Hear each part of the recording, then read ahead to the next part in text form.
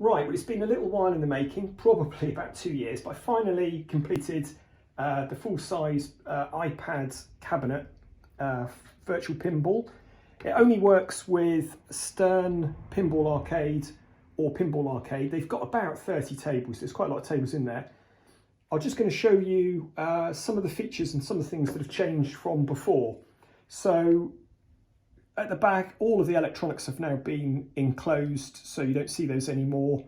It's got a physical tilt switch in here, which is adjustable if you once you've prized this off. It's also now got a small motor, vibration motor, so as you hit the buttons, you will get some vibration feedback, which is quite nice. And as before, it's got the digital plunger. So it's fairly straightforward. It's designed, this one is now designed for the 8th generation iPad, which I've got here, the 10.2 inch screen with the lightning connector at the bottom. I suspect if you've got one that's physically the same size with the lightning, it would work, but I haven't tested those yet. And later I might build one for the iPad Pro 12 inch, but at the moment this is what it works with. And it's fairly straightforward. You slide it in,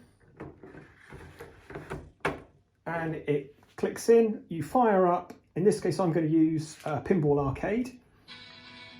You can pop your screen on, which the screen is not real, this is just a picture.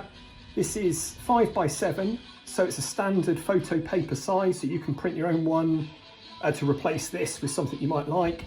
And I do have, I can print other graphics if you prefer, you know, other things in there, other than what we've got there. Anyway, let's fire it up. Let's do Ghostbusters.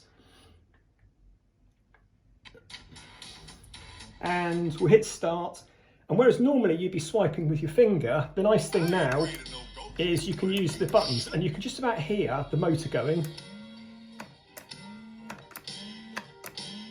which is quite nice.